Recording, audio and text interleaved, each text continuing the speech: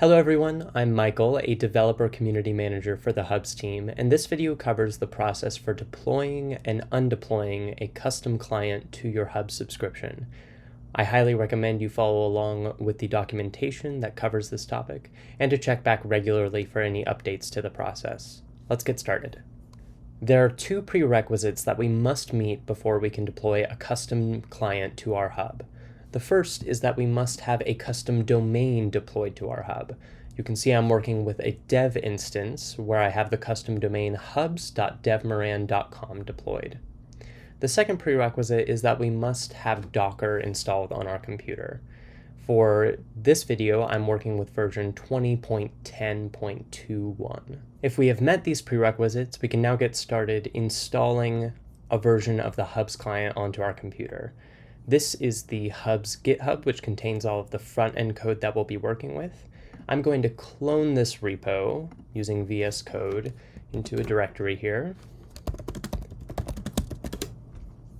And once you have successfully cloned the repo, you'll change directory into the root directory and run npm CI to install all of the node dependencies on this new version of the Hubs client. This will take several minutes to complete.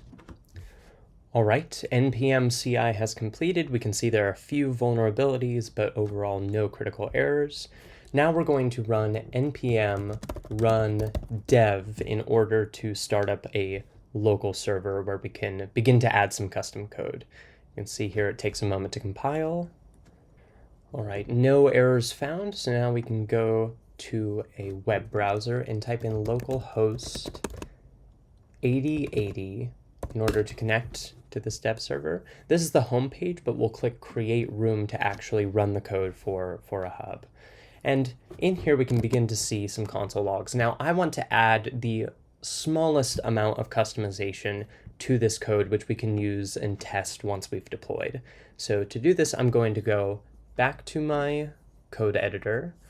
I'm going to go into source, and then I'm going to find hub.js. Now, hub.js is the big file that runs each time you want to actually connect to a room. And just at the very top, I'm going to add a simple console log. Let's say testing custom client deployment in all caps. I'm going to run save, and we'll see npm run dev recompiles, no errors found. I'm going to refresh, and I should see pretty soon. Great, testing custom client deployment. So this is ready for us to go ahead and deploy, and we should see after deploying that testing custom client deployment. All right, now before we can deploy, we first need to build our client into a tarball. That is the file type that the subscription can accept for custom clients. And we're going to be using this bash script called retpack.sh, which will output that tarball for us to deploy. Now, make sure that your custom client, if you're working with an older version, has this script. And if you are working on a Mac that is running M1 Silicon, you'll first need to run this command to let Docker know to emulate an older form for this script. So it's export Docker default platform equals Linux AMD 64. So I'm going to run that, and then I'm going to run the bash command, bash retpack.sh. You'll see that Docker opens now, and this will likely take between 20 to 30 minutes depending on the size of your customizations and your computer's processing power. So I'll check back in once this is completed. Great. So it's been about 25 minutes, and I've just received this message that the build has completed and that the tarball has been exported to this file right here. So let's take a peek inside of .retpack. Let's see what's inside of there. So if I look inside, I can see that I have retpack.tar.gz is the file name of the tarball that I will now attempt to deploy to my hub. The next step is to locate the authentication token, which will allow us to deploy to our hub. Now, if you've watched the video on custom domains, you'll be familiar with this process. You'll locate this authentication token in the subscription dashboard using the developer tools. These can be opened by going to Tools in the toolbar, Browse Tools, and Web Developer Tools to bring up the console in the bottom. Now there is a script in the documentation that you can run in the console, or you can grab it from the Storage tab. I'm going to run that script in the console. All right, just had to find that little piece of code. I'm going to paste it, click enter, and you can see that we have this long string, which is our authentication token for deploying. A quick note that these authentication tokens only last for 12 hours. So if you're deploying against another day, you will have to get this token again after signing into your subscription dashboard again. So now it is time to deploy our Tarball. To do this, we're going to use the terminal in our VS Code editor, and the command is curl-x post-f, and then we need to attach our file. We'll type file equals, and then in quotation marks, at, and then the path to the file. Since we're in the .retpack directory, we'll type ./ and then the name of the file, retpack.tar.gz, and then close quotation marks. We'll then do -h, and then in quotations, we'll attach our turkey authentication token. We'll type turkey auth token, and then we'll want to copy this big string from our subscription dashboard and paste in here. Close our quotation marks, and then lastly, we need our URL. In quotation marks, we'll type https://, and then our native hub domain. Even though we have a custom domain deployed, we'll want to still use our native domain. So for me, that's moran004.dev.myhubs.net. I am using a development instance, remember, so you might not have that .dev part of that URL. Then /API/ITA, and then /deploy app equals hubs. We'll close our quotation marks and run this command. It should take a few minutes to fully upload this file. It's very important that you do not close out of your terminal before this process is completed. Once it has been completed, you should see done and then a ID for that request. And now we can go after a few minutes and check to make sure that that custom client has been successfully deployed.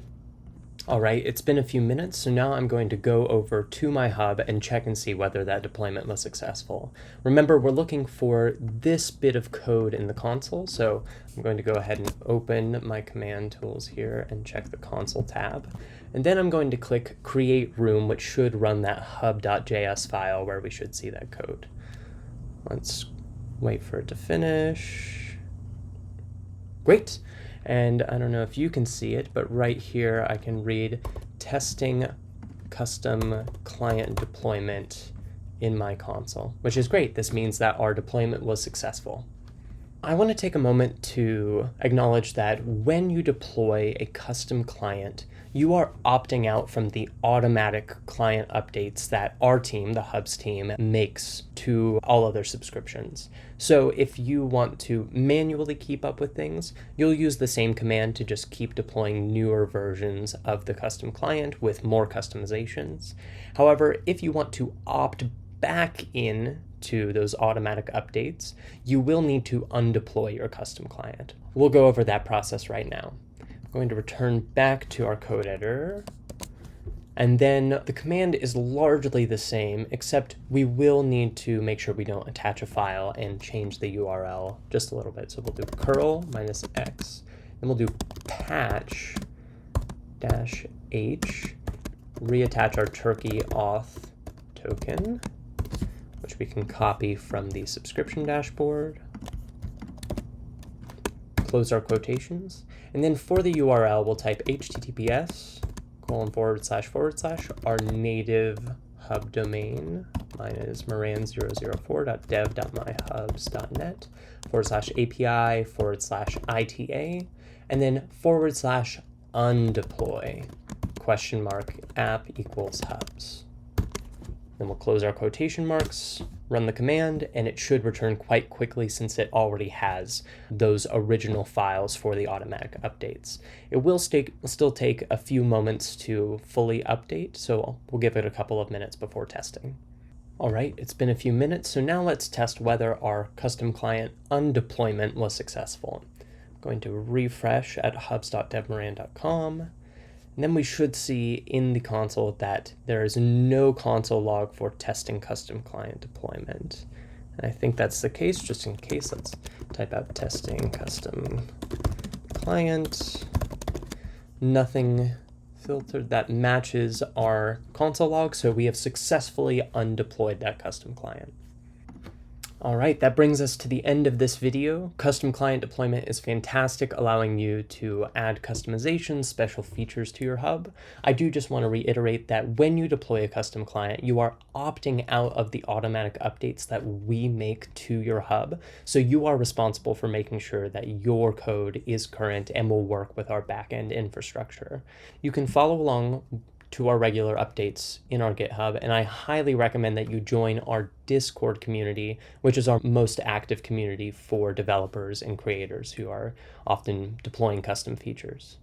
And with that, thank you so much for watching, and be on the lookout for more tutorials about advanced features for hubs.